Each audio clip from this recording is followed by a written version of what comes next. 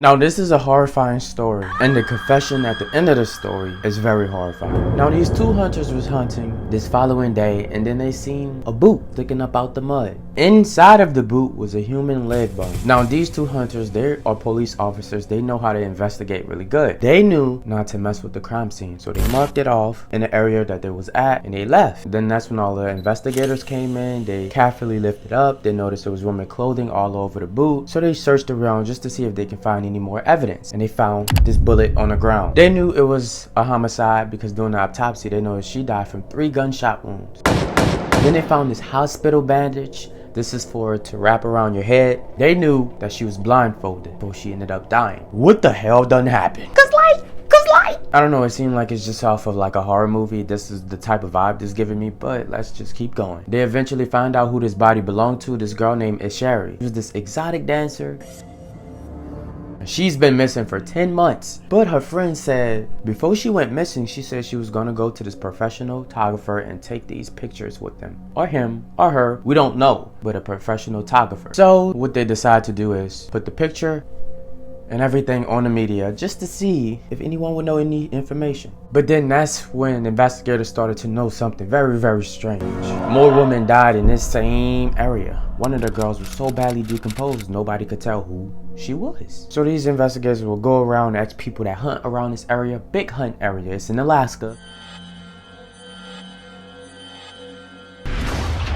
And they will say, have any more people died in this area? Or do you think this girl Sherry has anything to do with her death in this area? They did notice this other comparison, because the other girl who died in this area, she was also an exotic dancer. But their deaths all remain a mystery. It's just certain areas in the world that if the girls that died or ended up missing in this area, there was either an exotic dancer or a prostitute. One of the two. You see the pattern? A year later, after finding Sherry's body, nothing. But as this year will go on, more and more exotic dancers would just become missing. So time will go on, the investigators, everybody would just leave this case a break. This guy, he knew what he was doing. He had me. Forgot. I could have been dead. I could have been lying down in some ditch or somewhere.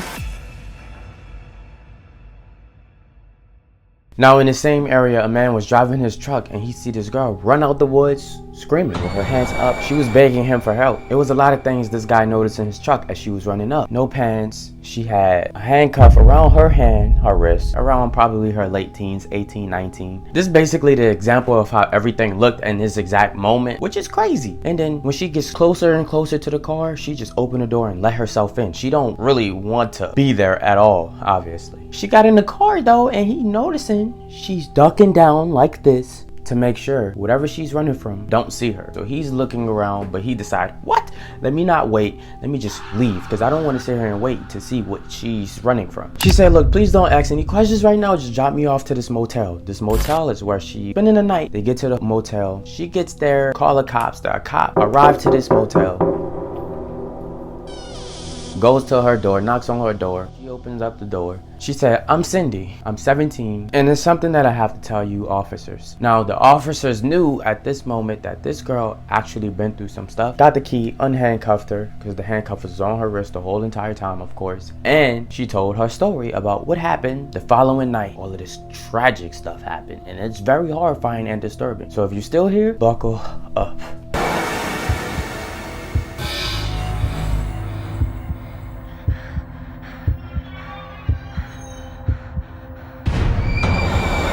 Found her in handcuffs with very little clothes on. She was real credible. She was very scared, she's very frightened, and she told us her story. Cindy, she's this prostitute. She was out at nighttime. Now this man with this beard ended up pulling up next to her, wanting to buy all of her services or whatever she had in the menu. Her not thinking what's about to happen. She hops in his car, grabbed her wrist, put a handcuff on it while a gun is pointed right at her and said, shh.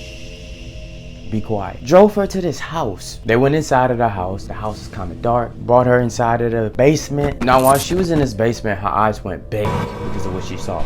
She saw this chain hanging from the ceiling with this dim light. She knew she was about to get tied up to the chain, which she did, and then she got assaulted. The following night, he said, when we wake up tomorrow, we're gonna go in the woods to my cabin. This is the area where all of the bodies was found.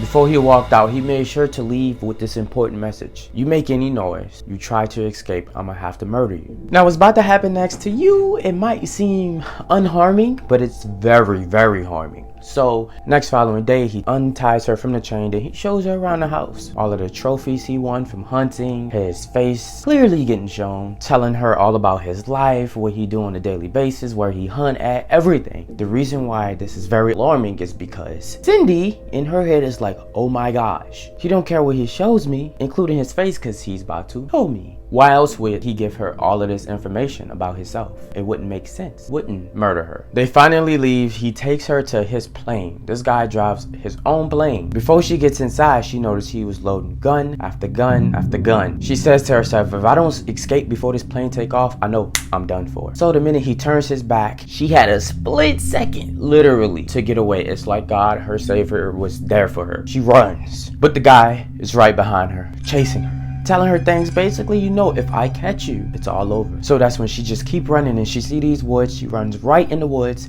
and she just runs and runs and runs. Luckily, this girl was fast, because when she turned her back, nobody was there. The man stopped chasing. Then that's when she came out the woods, saw the guy in the truck. She flagged him down, you know, the guy who's driving his truck, and she got in the car, ducked her head, and they went to the motel. Yeah, police automatically believed this story because very detailed. She was so scared, she was so serious. Police brought her to the hospital, and she said, after this, we need to go to that hangar where the airplane was at. So they did, and they go. She pointed out the airplane because it was still there, but her attacker was nowhere around. Now this plane, along with his car, all led back to this guy named Robert, who owns or either works at this bakery.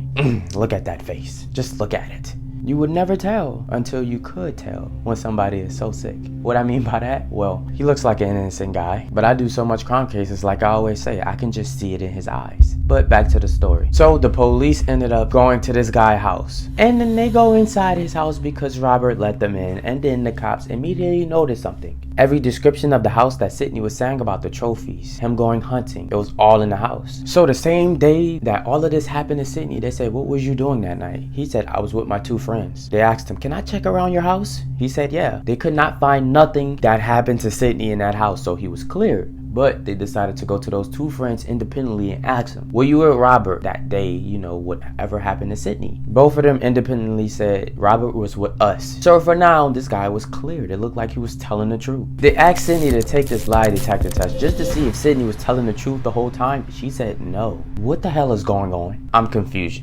So time just went on and everything was back to normal. But Sydney, she left town because she was still spooked. Until 3 months later, construction workers found a body, another one, in the same area with the same bullet shell case in this area next to the body. This girl was missing for 5 months. Her name is Paula. She had several gunshot wounds to her body, and she was an exotic dancer. As bad as the police wanted it to be Robert, they had no evidence on him. So that's when they decide to hire this detective who's really, really good and say, you know what, you build this profiler. You tell us who you think done it. You tell us. He does what he do best. We don't know how he do it. Then he said, you know what? This guy's about 40 years old, very friendly. He most likely owned his business, and he probably has a lisp or a stutter. What? How you figured out all that?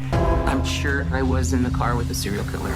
Mind you, he did not know anything about Robert. Everything he said described Robert. So this time, the cops were confident this time. They just raged in his house, and then they found all of the evidence. They found a map with 37 X marks, and then a lot of these X marks is where the bodies was found, and then where the bodies was found, they knew that you shot them because they found that same rifle with the shells found next to the body, along with jewelry belonging to Sherry. So the cops bring all of the evidence. Robert says, you know what, I'm gonna confess, but only to the 4 women that y'all recently found. Police knew that this guy murdered more women. So the catch was, the reason why he's gonna name all 4, just the 4, because he only want to be charged for just them 4. So if we sign a deal so I can be charged just for them 4, I'm gonna confess to everything. They agreed to it. His plan would be driving all around the neighborhood just to find a girl who's walking alone or standing there alone. That's why it was mostly prostitutes. He would tell them, pull up to him, say, I'm a professional photographer, you're beautiful, and I would love to take some good professional pictures of you, and I'll pay you. You add in cash, people are more likely to agree. Hello.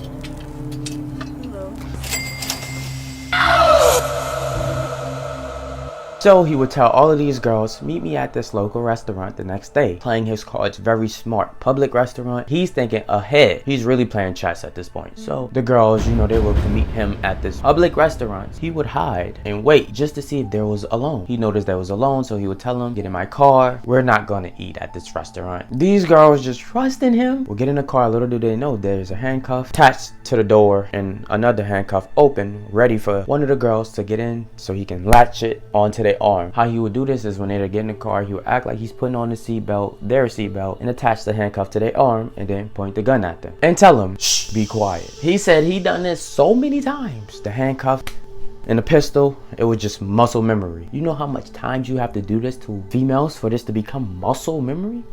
Bring them to the house, bring them down to the basement, tie them up to this chain. Next day, drive them to the hangar where the airplane was, bring them to this plane, fly off to this cabin in the woods where the 4 bodies was found. Blindfold them, handcuff them, guide them along to the front door, open his door, and tell them to run. They're surrounded by woods, can't see, tied up with handcuffs, and they just gotta run. So he gives them time to run and run and run and run. He has his gun. Like, I mean, like this big head start. Like the girls feel like they're just free.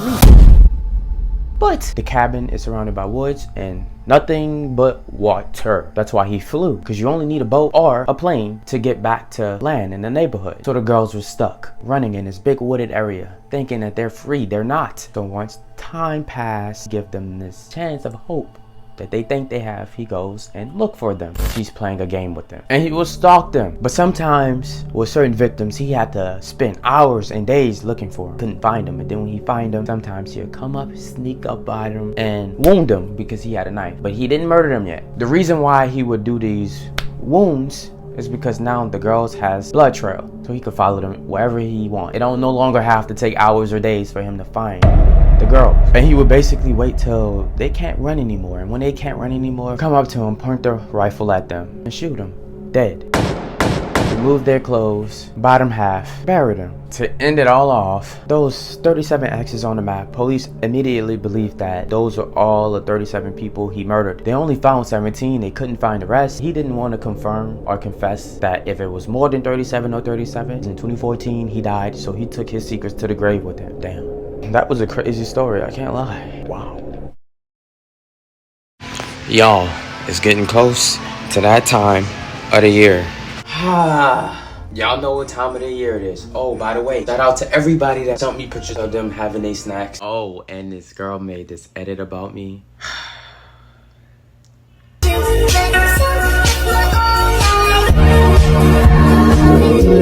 I love you. It made my day. It really did. It's that time of the year. If you don't like Christmas, what is wrong with you? Now it is Vlogmas season, but I don't vlog at all. But what I would do, only if y'all would want me to, I can go live. You can see how we love it. I think we will love it, but it's really just up to y'all. Because I never went live on YouTube, on my channel, so I might be weird. But if y'all want it, we can do it. Enjoy the rest of y'all day, and I hope y'all had y'all snacks. I just started off in your world.